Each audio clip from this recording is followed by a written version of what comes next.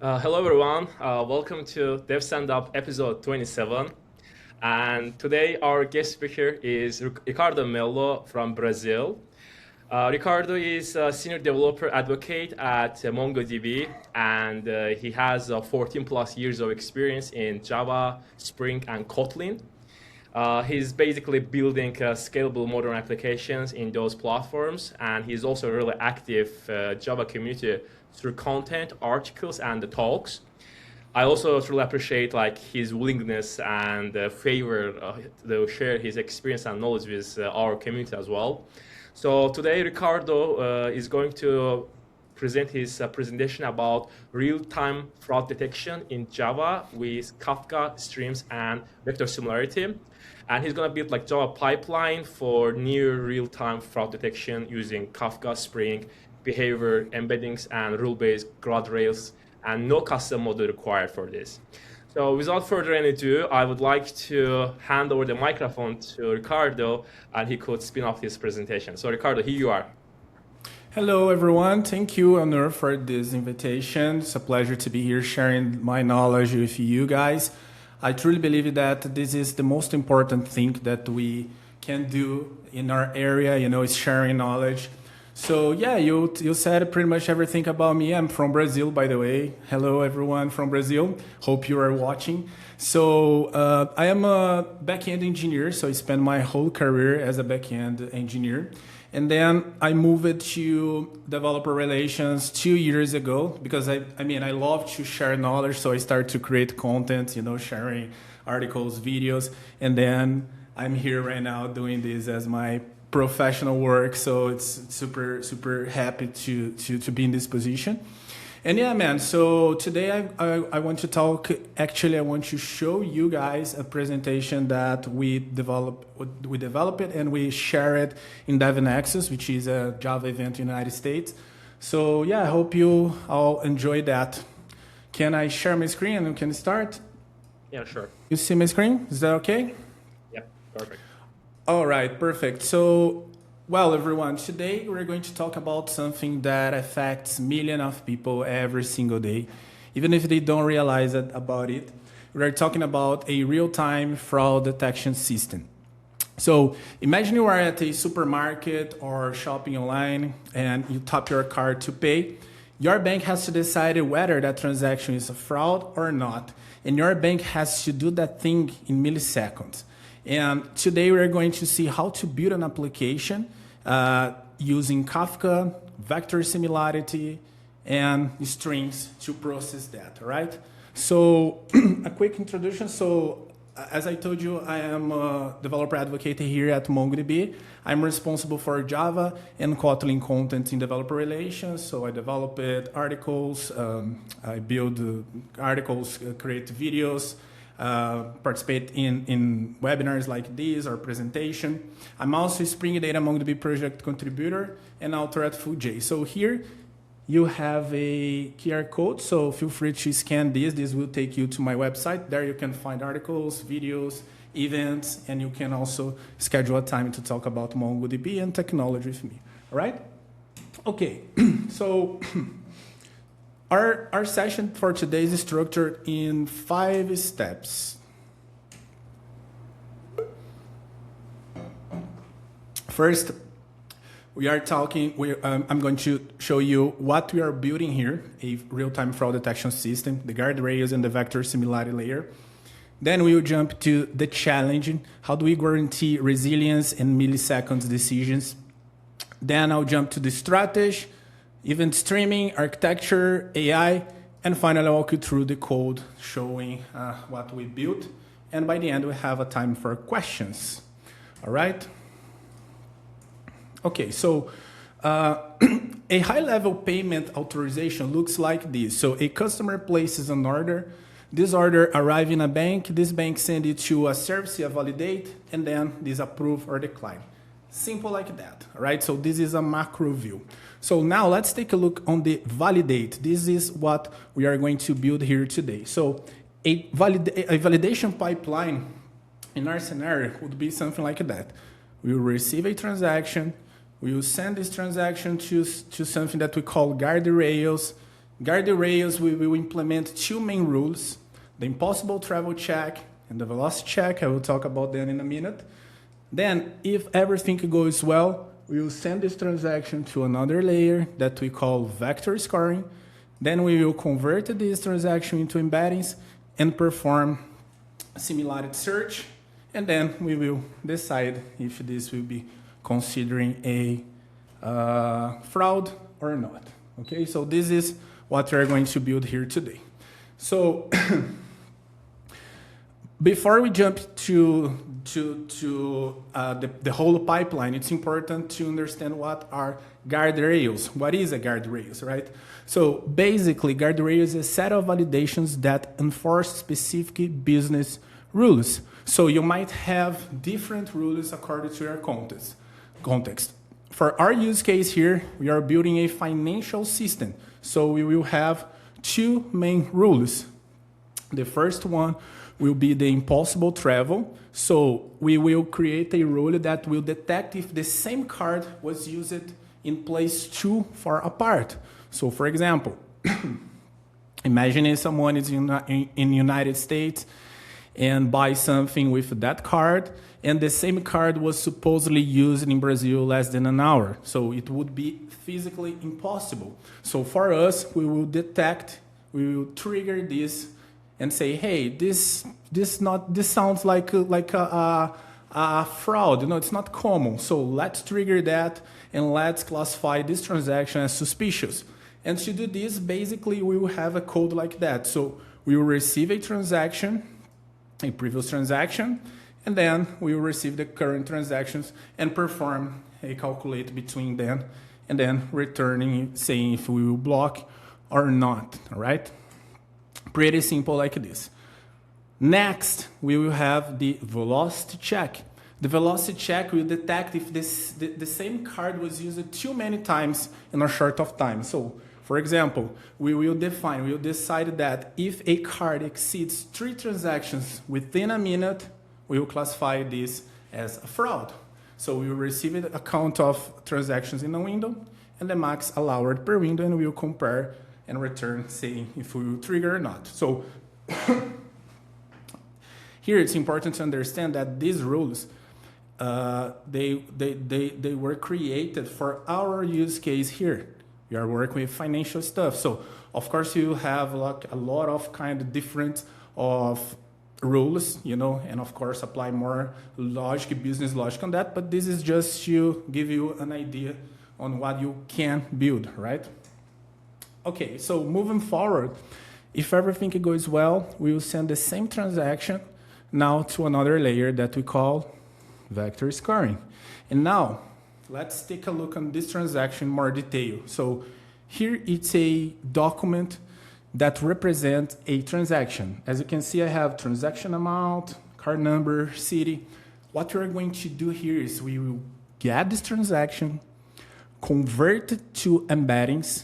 I will explain what are embeddings and how to do that, but for now, just understand embeddings as numbers. So we will get that transaction, some of that information, and convert into numbers, just like this. Then we will perform a vector search. We will find by similarity. So we will get that numbers and compare it against a collection that we will have called fraud pattern and retrieve the most relevant results. Let me return here because I think I've lost it.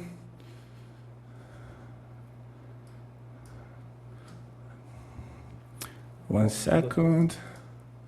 Yeah, I think it stopped to share it. Let me return here. Yeah, that's good. That's good. Can you see? All right. Okay, Yeah. So as I was saying, we will get that numbers and compare against a collection that we have that we will call fraud patterns and retrieve the most relevant results. Based on this, we will decide if we will classify it as a fraud or not, okay?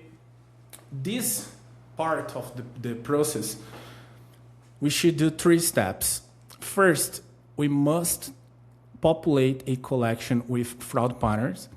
Then we will generate the embeddings, and finally we perform a similarity search.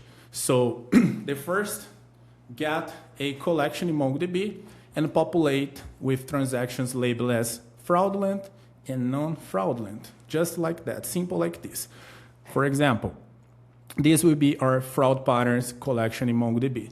As you can see, I will have a document here that we will have a transaction, a object that represents a transaction, transaction amount, merchant, and transaction time. Okay, so this is super important to understand. So look at that. Now, for our use case here, we are going to say that a Starbucks coffee with an amount like $13, like 7 a.m., for us, it's not considered a fraud. So we will classify this transaction as fraud false, all right? And we will generate those embeddings representing this transaction and store in the same document, all right? And finally, I will give some name for that to classify this transaction. Okay, this is a normal e-commerce like that, simple like this, okay? This is something that for our use case, we're going to say, hey, this transaction looks like normal for us, simple like this. But we will also have transactions that we will classify as possible fraud. For example, a high amount, in a merchant like quick cash coin market, like 3 a.m. So this sounds like not so normal, you know? So for this reason, we are going to classify transactions like that at fraud true, and then convert that information into numbers, into embeddings, store in the same document, and classify it, give a name to identify them.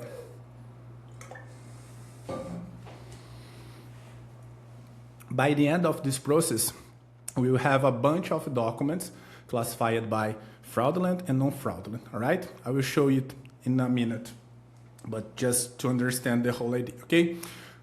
Perfect. The next step, we will receive a transaction. So someone will purchase anything. We will get that transaction. We will convert that fields into numbers.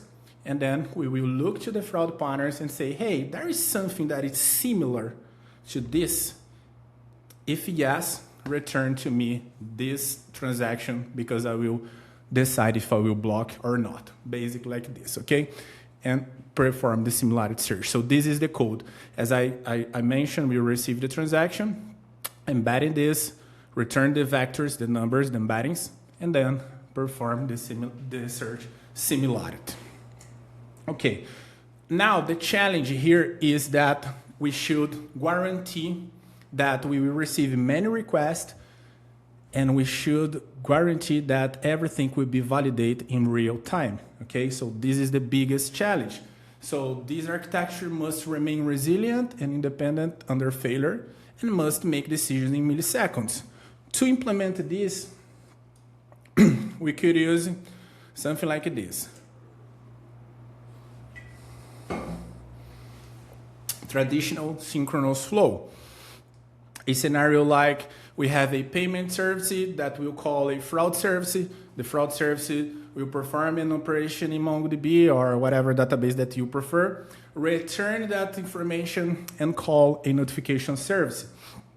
This works well, but it has some problems. For example, a tight coupling.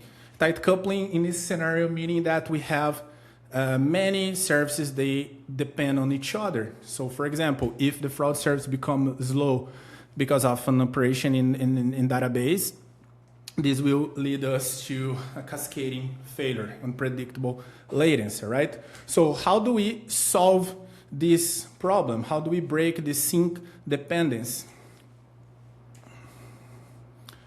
We work with something that we call event-driven architecture. Event-driven architecture basically services publish events, other services subscribe to the events. Simple like this. And here is where Kafka comes to the picture. So Kafka is a distributed event log. And here I won't go into too much details, but I want to talk about these three main things: the producer, consumer, and the broker. So a consumer, basically, just to you have an idea if you've never worked with Kafka before, a producer is a client application, can be a node, a Java application, or your terminal, whatever, that will publish events or message to something that we call topics, right? Just this. Then we will have consumers that can be like also a Java application or a terminal and so on that will subscribe to one or more topics and read that message. And the broker is a Kafka server that will store data related to producers and consumer. So now, instead of having this whole architecture, this tight coupling architecture, we can replace everything and we can include the Kafka right here acting as a middleman. So now, instead of having the payment service calling directly the fraud service, we have a payment service becomes a producer, send a message to a topic called transactions topic, and then we will have fraud service and notification service as consumers. So they will subscribe to that topic and say, hey, there is something there for me, like there is a message that I'm looking for. Yes, we have a lot of message here. Okay, so let me process this message, and then they will process it. So even if fraud service becomes slow, for example, it's not a problem. Notification service can continue and process that message, saying like, for example, hey, we received your payment, so we are processing and etc. Okay, so with this architecture, our resilience is improved, but we still must make decisions in milliseconds. We still need to guarantee that. So returning to the example, imagine the fraud service when it needs to validate the velocity check. The velocity check, remember, it will detect if the same card was used too many times. To do this, usually we need to go to a database and count those transactions in a window, in a minute or a time that you will specify. So in this case, we should go every single time in a database, perform a count or another operation, and then get the results and return to the velocity fraud, say to our services saying if this would be the triggered or not. And this is a problem because we are adding latency to real-time decisions. So every time that something happens, we should go to database. So there must be a way to avoid this. So how can we solve this problem? Stateful string processing. And now it's time that we talk about Kafka strings. So for our use case, one very important capability is that Kafka strings can store state locally using state store, allowing us to evaluate rules without querying a database. So for example, we could, instead of having to go to database, count transactions in a window, we can remove this, include a Kafka strings, a lightweight Java library, and perform the operations direct inside Kafka strings on the thing that we call state store. Simple like that. So we now maintain state locally using a stateful, state store, okay? So Kafka strings, maintain state for us, for our use case is the most important thing. Supports aggregation and window computations. And when I talk about aggregation, look at this pipeline. This is a string pipeline built in Kafka strings, using Kafka strings built in Java. Here, as you can see, I am applying some operations. I'm selecting a key, I'm grouping by that key, I am performing aggregate, going to a database, a local database, a state store in Kafka string, performing the needs that I need, like a count or another operation, and returning that. Okay, so I don't have the necessity to go to outside. Everything will run in this pipeline. Okay, so with this we can improve our we can improve the way that we access data and gain time with this, okay? So by the end, we will have this architecture, this whole architecture. And just to talk step by step, the first one will be a customer placing an order. So this customer will submit something, we will get this transaction in our controller, and then we will produce a message on this topic called transaction producer saying, hey, we received a message. Finally, just this. Then our Kafka streams will be listening this topic, all right? We have a fraud detection processor, and this will listen and say, okay, I have a message here. So let's apply the rules, the guardrails rules. The first one, the velocity check and the impossible travel. If one of them was triggered, we will submit, we will send this transaction to another topic, consume it, and finally save in our database in a collection that we'll call suspicious transactions, all right? But then, if everything goes well with this transaction, no rules were triggered, we will send this to another topic, a consumer call to score will get that transaction, and then it's time to apply the vector scoring layer. So we will apply it by running our fraud pattern search, converting that transaction to embedding to numbers, perform a vector search to retrieve the most relevant results, and then we will see, okay, this looks like a suspicious transaction or not. If yes, we save in suspicious transaction, just change the type of the transaction. Otherwise, if everything is okay, we will just save up in a collection that we call approved transactions. Just this. So this is the whole architecture that we're going to build. All right.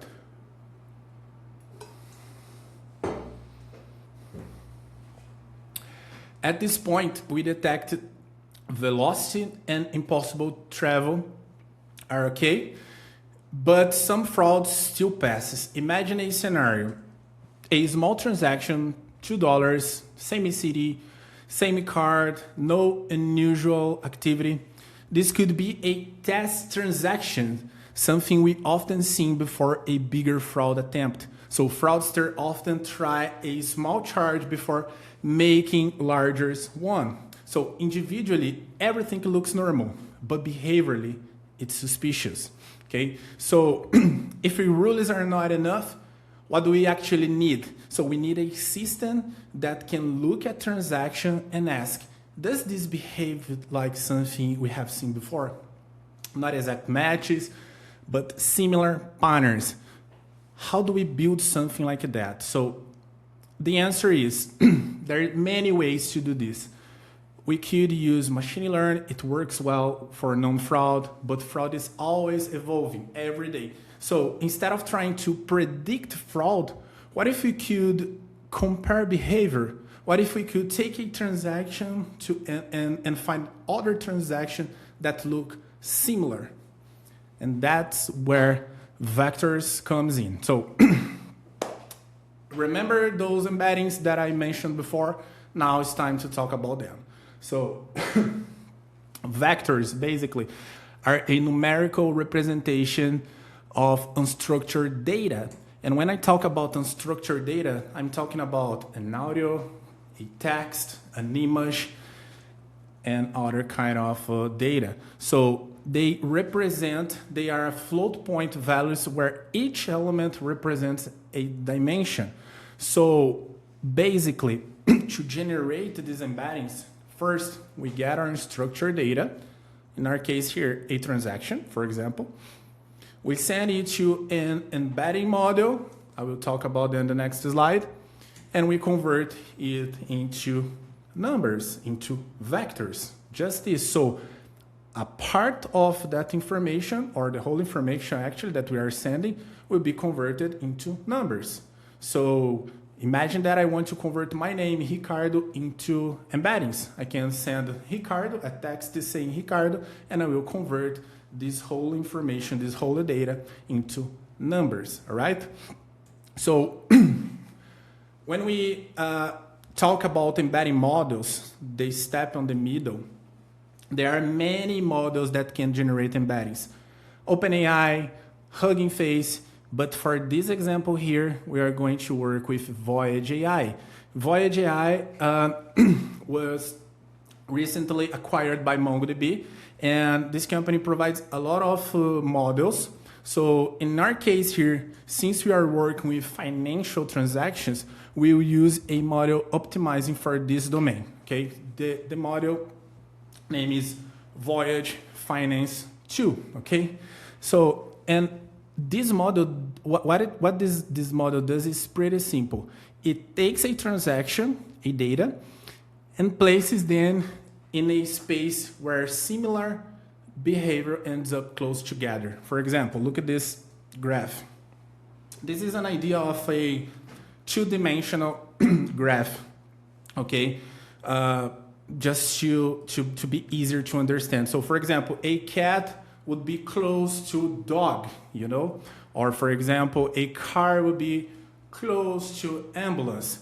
Of course, for this model, the Voyage Finance 2, it was trained to be more accurate in terms of number and financial stuff.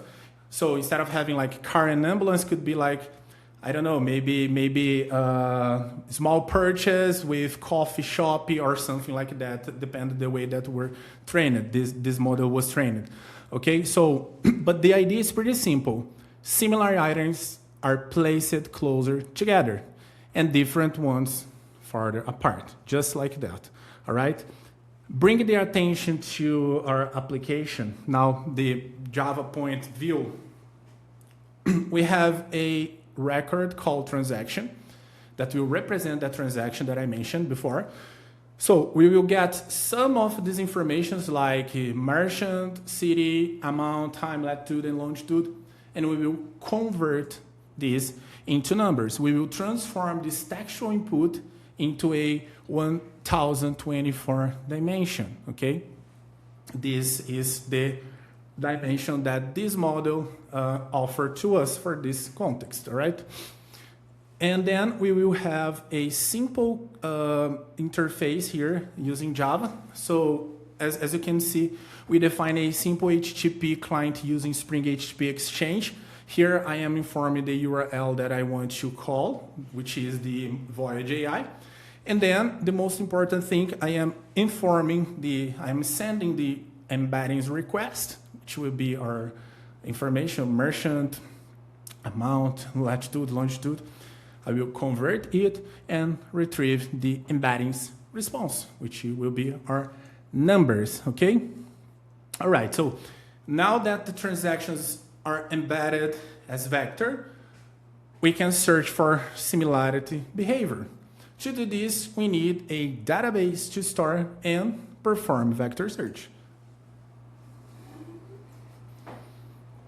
And this is where MongoDB comes into the picture. MongoDB is a document database that works perfectly with vector search. So remember that I've shown you the embeddings stored alongside the document. So you can store these numbers directly inside the document using a strategy we call embedded documents.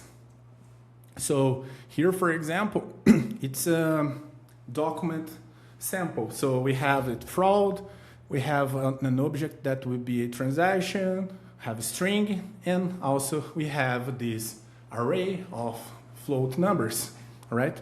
Stored in the same document. So I don't need to create another collection and perform a join between them, all right? Okay. So for MongoDB to perform a vector search, we need to tell MongoDB that it needs to perform vector search. And the way to do that, first we need to create an index. And the index is this part here. So you should define a type of this index. It would be a vector, the path on that document that this vector will perform the operations, the number of dimension corresponding to the model that you generated the numbers, and finally the similarity to perform the search. And here, this slide I just included because I want to briefly show how little code is actually needed on the application side to perform a vector search with Spring data. So here it's important, we have this annotation, vector search, we are informing the index name, we are limiting how many documents we want to retrieve, and then here we are sending the vector that we want to perform the vector search and a score. I will talk about that in the next slide.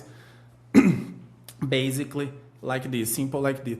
Under the hood, Spring Data generates the aggregation pipeline that performs the vector search in MongoDB, okay?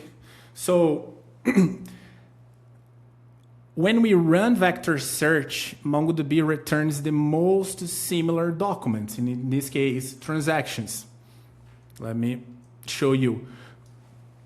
Each result comes with a score, which tells us how similar that transaction, that document, is to the one that we are analyzing. So high score, more similar.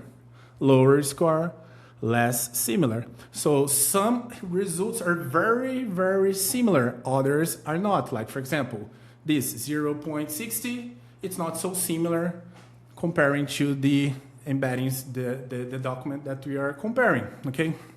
So we define a minimum score that we call threshold. And why we do that? So every time that we perform a vector search limiting those results, MongoDB will return a bunch of documents, even though they are not so close, so similar, okay? So we should define a cutoff score, you know, like the threshold. We should say, hey, all right, so I want you to return the most relevant results according to these numbers, okay? So if everything is under this threshold, ignore anything, okay? So this is important to understand, and I will show you in the code in a bit, all right?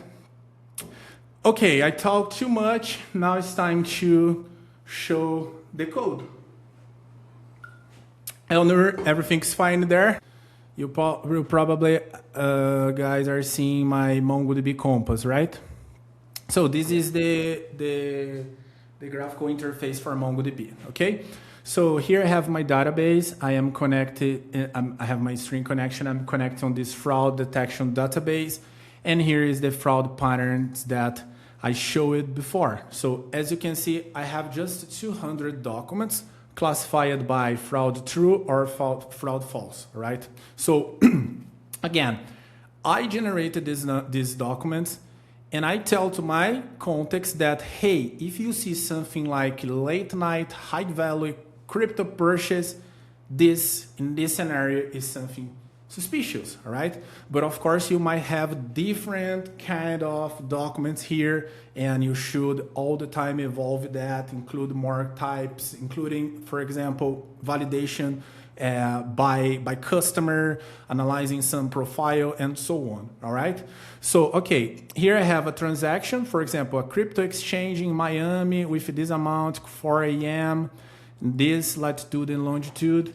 These are those embeddings that I told you that we generated based on this transaction stored in the same document.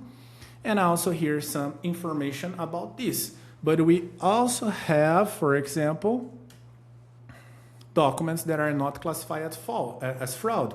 For example, a normal coffee, like a coffee shop in Seattle, $16. So this is not considering for us something suspicious. Just like that, simple like this. So you will have 200 documents here. Yeah. Okay, perfect. So basically, this is, I'm not going too much detail of the application because we don't have time to do this, but I will leave this code in my GitHub. You can get everything and check by yourself, all right? So, but here basically we have a Spring Boot application, and I want to jump directly in this file here, the application YML, okay? So as you can see, I have some topics that I've talked before. The topic that we will receive the transactions. After the topic that we will include a suspicious transaction or to score that we will proceed. I'm working with topics here just to give you an idea that you might have different services or different applications that will consume these topics, all right? And also I have a transactions DL key here just in case I have some problem with my document, my message shape, all right? I haven't showed that on those slides, but I have this DL key running too, right? So I have some configurations in terms of the guardrails. The max travel speed to determine if someone can buy something in United States and in Brazil according to a specific kilometer. I have the max transactions per window, how many I would allow in a minute, in a window minute. And then the most important thing that I want to share is about the embeddings. So I have the Voyage Finance 2 already configured here, the output dimensions and the URL. And here I have the similarity threshold that I want to cut off everything under this number. Okay, all right, so this is our configuration.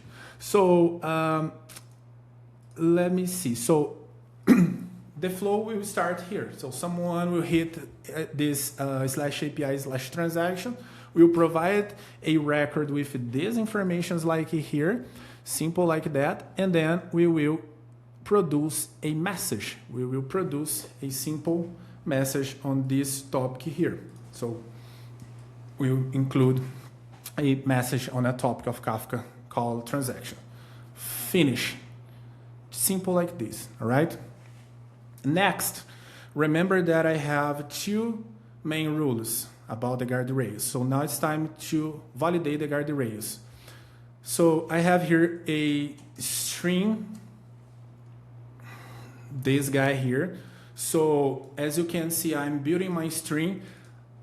I am subscribing myself in this topic called transactions topic, and that's it. Now it's time to perform everything that this topic provides. Like if any of transactions that arrive in that topic, I will be listening and I will start applying my fraud rules.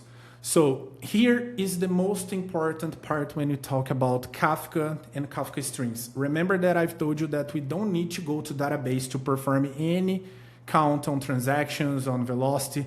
So we are doing everything here in this string. So as you can see, again, this is just a simple code, okay? So if you want to work on that, just this code needs adjustment, it needs refactoring and a lot of improvements, but just to have an idea. So I am getting the last transaction from a object that I call current state. So this came from the state store of the Kafka strings, right? So I don't need to go in a database to get this information, right?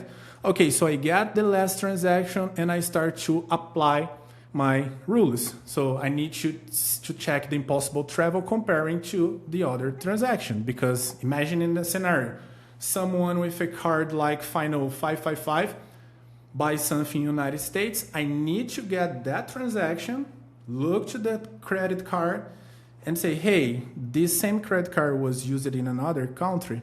So to do that, I need both transactions, the previous and the current.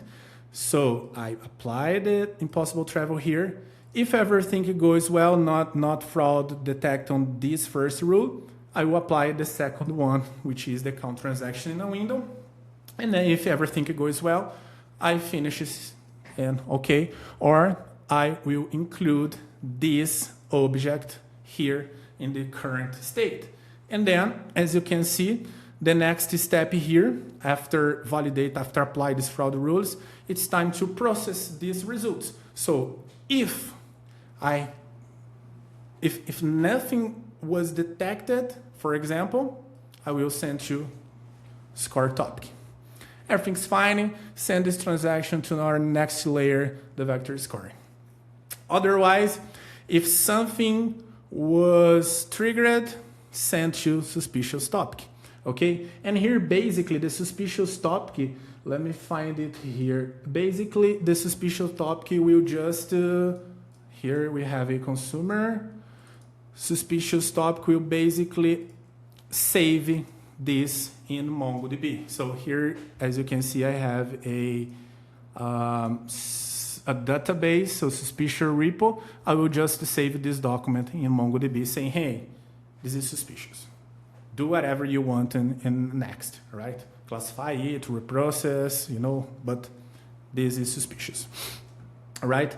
But if everything goes well, we send to another topic that we call transactions to score. And this will be reading by this consumer, and then here we will start to work with Vector. Okay, so remember, first thing, convert the transactions into numbers.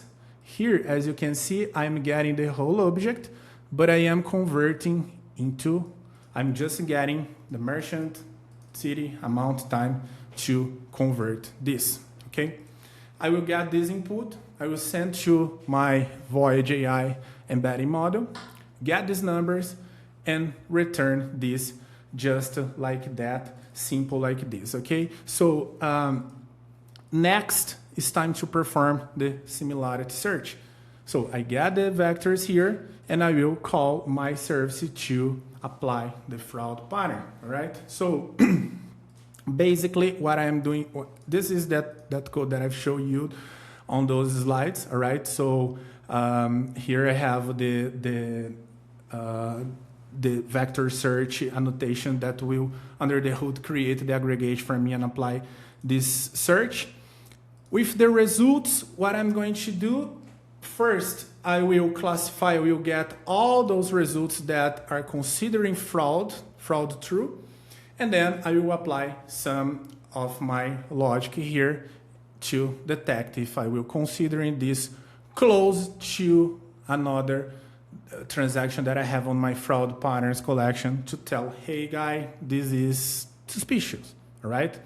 Basically is that, so simple like this. So now let's try to perform some operation. All right, so here I have just the fraud patterns, all right? So let's first call a simple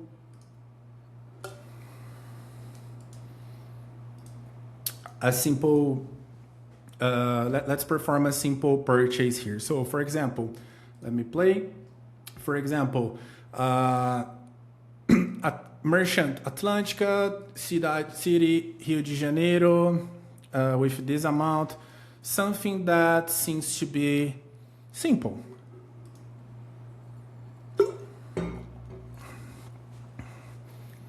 Let me close here. Let me just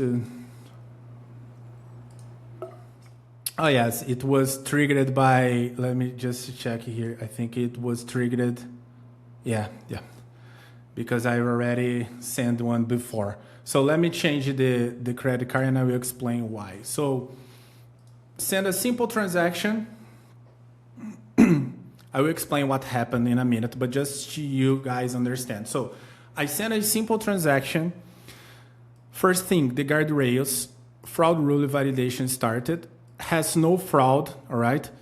And then I sent you vector similarity, all right? I will convert that transaction into embeddings and I will perform a vector score. And by the end, I will tell if this is considering a fraud or not. And as you can see here, I have a transaction approved, all right? And if you update this database, you see that I generate a collection called approved transaction. I included the transaction right here, and that's it. Finish the process, all right? Now, I will explain what happened before. So now let's say a same card like this one, final 771. Remember, I bought something here in Brazil, in these coordinates, and now I will use the same card, but now in New York, like a simple, another simple purchase, like something on Apple Store, for example. So let me clean this. When I send that, you can see that suspicious transactions from ruled saved. And now it's important to notice that we send the transaction to this topic. I started the guardrails validation and I detected that has fraud. And what is the fraud?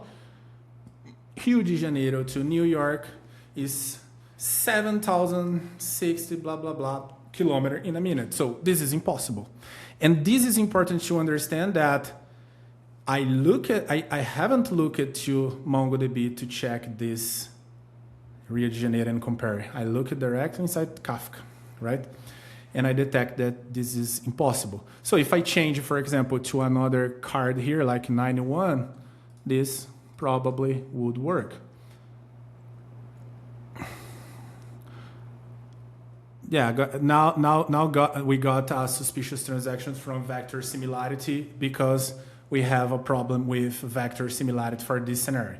But let's move on. So the velocity check now, all right? If we buy something more than 3 times in a minute, for example, let me change this card here, like 8888. A new purchase, let me clean that. I will buy 1, 2, 3. Everything should be fine. All right, everything is fine. Transactions approved. If we come here to MongoDB, we should see those transactions right here. All right, but if I buy a new one, suspicious transactions from rulers saved.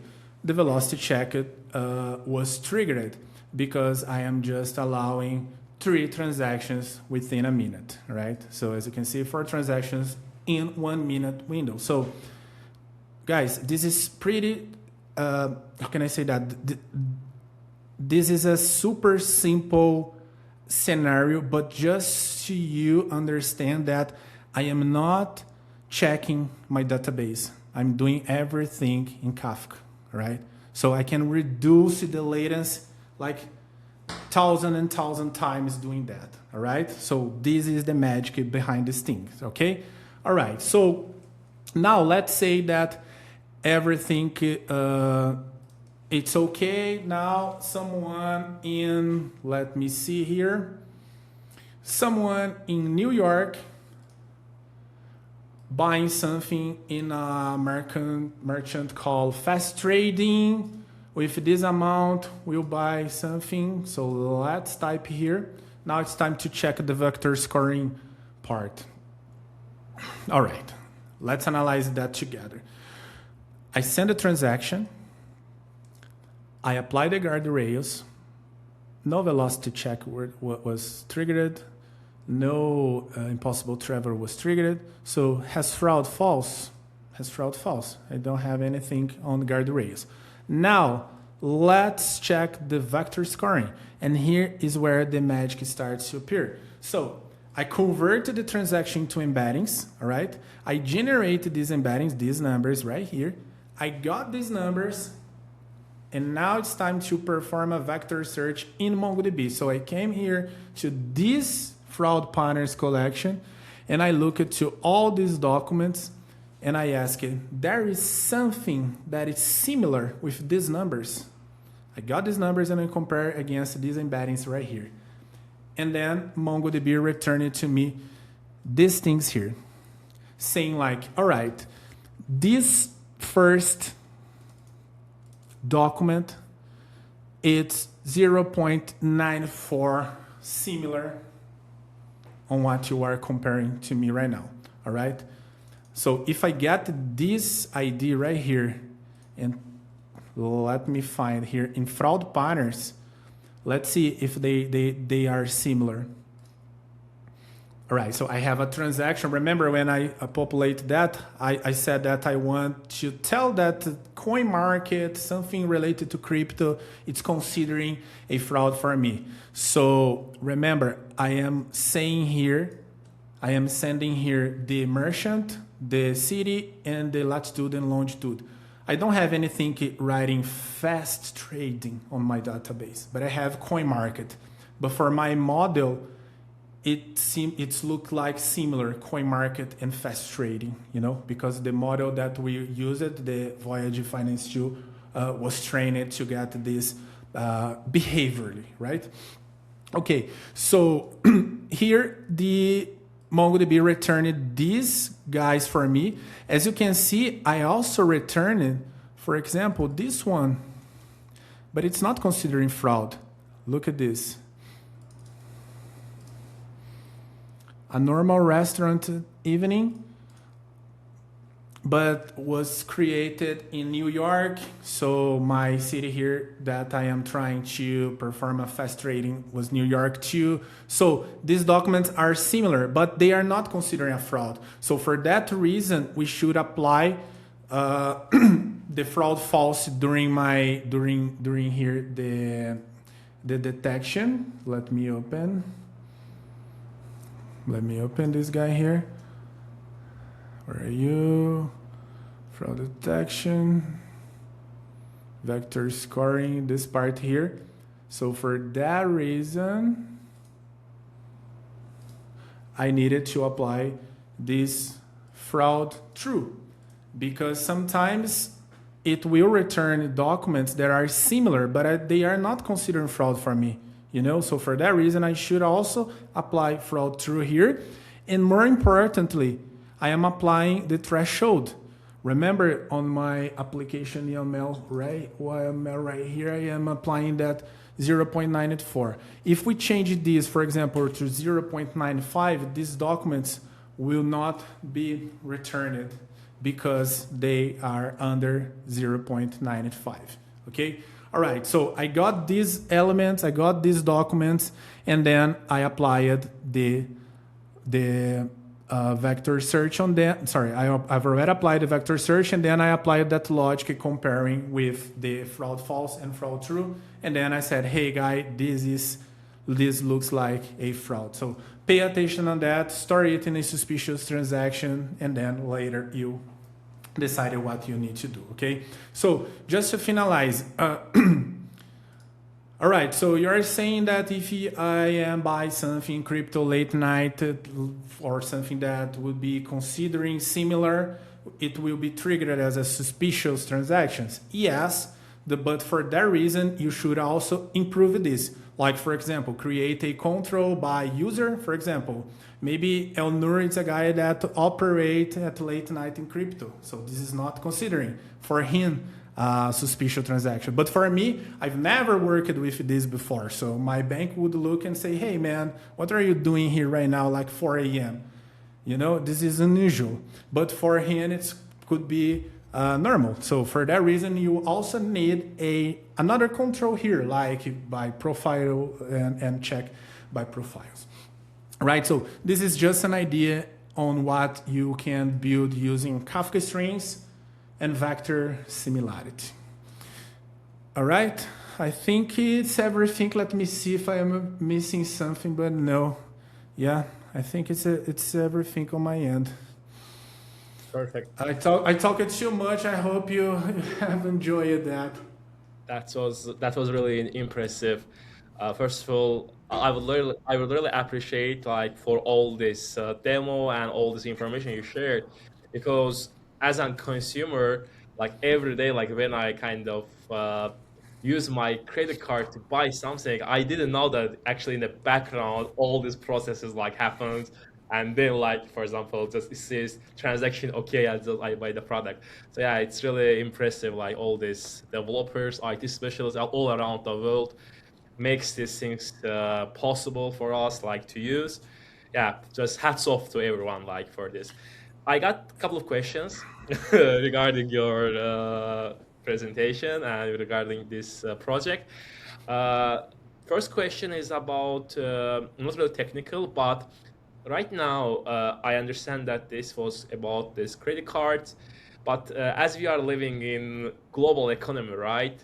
For example, I have my virtual cards, let's say I can buy something right now from Brazil. I can right now buy something from, I don't know, from some African countries, some European countries, basically in just 5 minutes or 1 minute difference.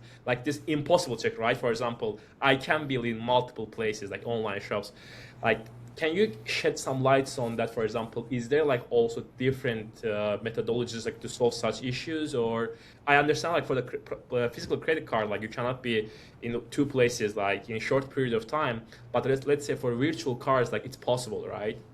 Yes, it's possible. For this rule, for example, will not be triggered because you are not physically there. You are using your online card, right? So For that specific rule, it would not be triggered, but of course you should implement a new one. So you started the conversation saying that you have no idea about what happens when you buy something, you purchase something.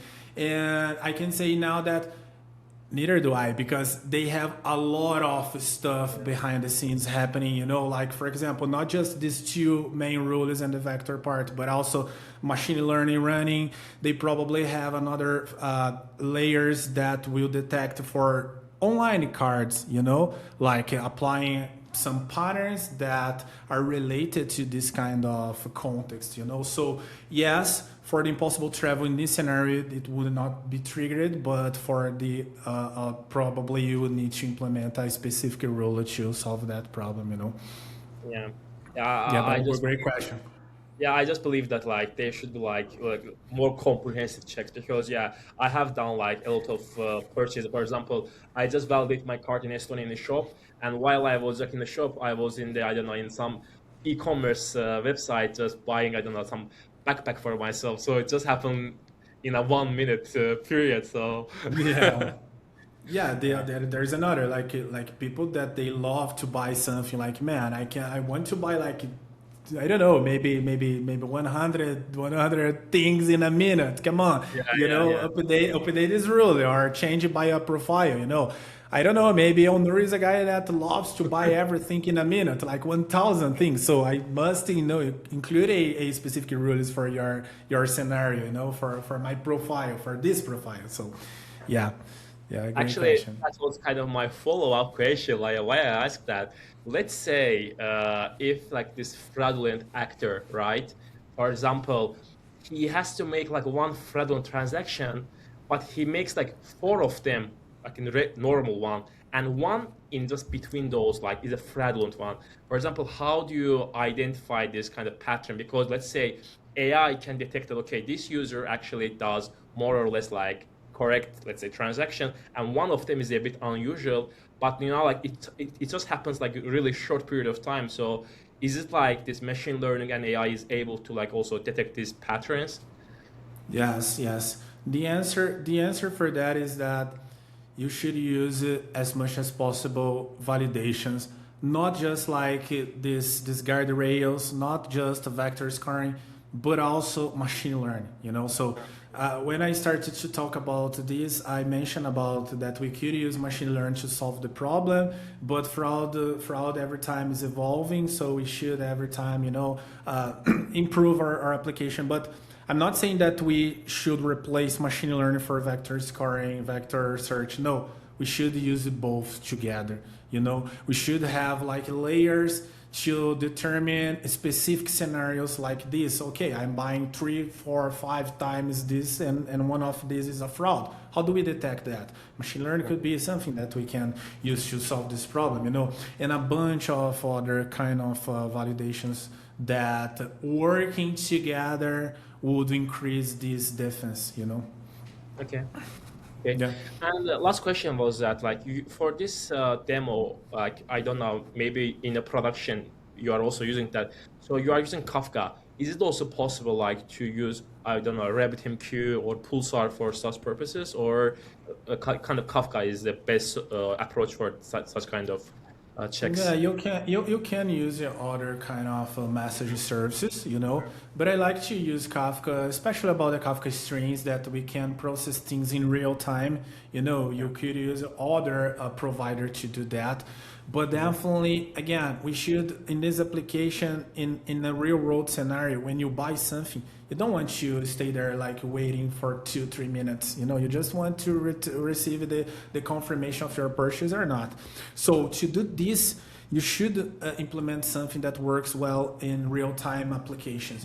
And Kafka strings is something that definitely help us on that. So you can improve it, you can move to another provider, definitely. But in this scenario, I think Kafka strings is something that is really, really cool. Apache Flink and so on.